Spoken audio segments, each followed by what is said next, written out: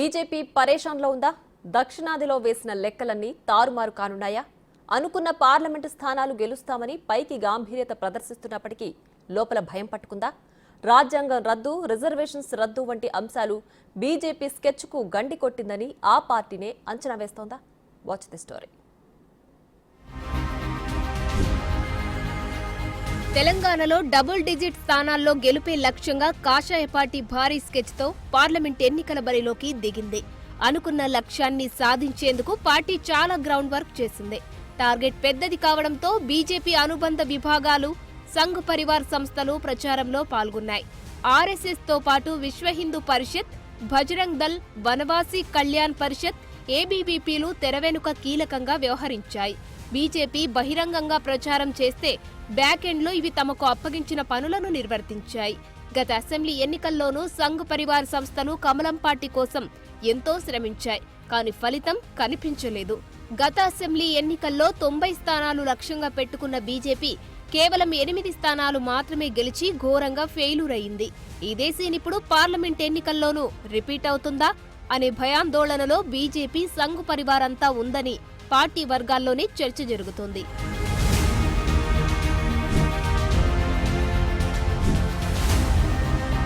కేసీఆర్ కు ప్రత్యామ్నాయం బీజేపీనని విశ్వ ప్రయత్నాలు చేసినప్పటికీ ఆ ప్రయత్నాలేవీ ఫలించలేదు.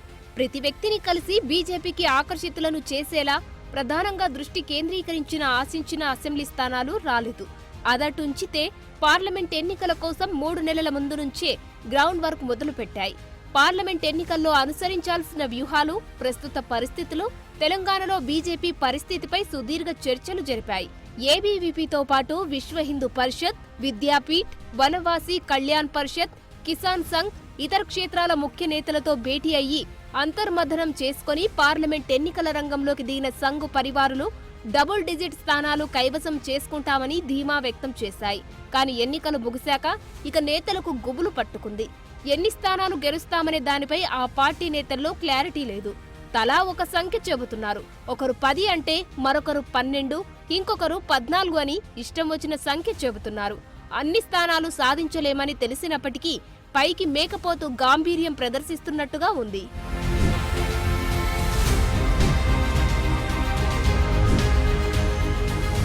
దేశవ్యాప్తంగా 400+ సీట్లు రావాలంటే దక్షిణాది రాష్ట్రాల్లో అత్యధిక సీట్లలో బీజేపీ గెలవాల్సి ఉంటుంది.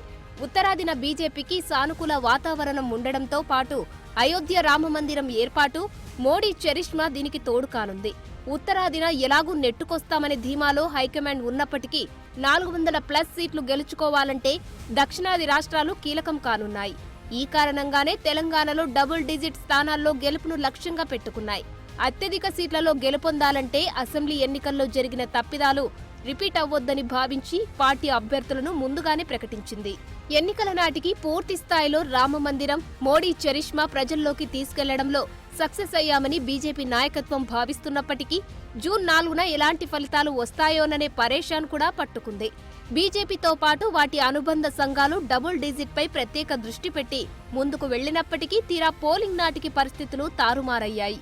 రాజ్యాంగం, రిజర్వేషన్ల రద్దు, రైతుల నల్ల చట్టాలు, సీఏఏ వంటి అంశాలపై కాంగ్రెస్ విస్తృతంగా ప్రచారం చేసి ప్రజల్లోకి తీసుకెళ్లడంలో సక్సెస్ అయింది. దీంతో దక్షిణాదిలో బీజేపీ ప్లాన్ అంతా విఫలమైందనే వార్తలు వచ్చాయి.